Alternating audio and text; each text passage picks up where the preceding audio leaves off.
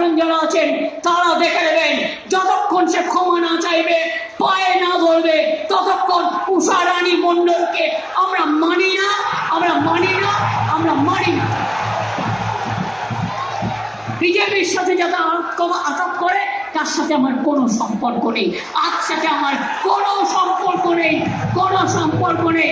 তৃণমূল নেতা তৈরি করে, একজন চলে যায়, কোটি লোক জন্মায়, মা বোনেরা জন্ম দেয় হাজার হাজার লক্ষ লক্ষ লোকেদের। মনে রাখবেন, আপনাদের মতো লোক চাই না। আপনি আপনার স্বামী দলটাকে বেঁচে দেন আর মনে করেন আমরা সেটাকে সমর্থন করব না।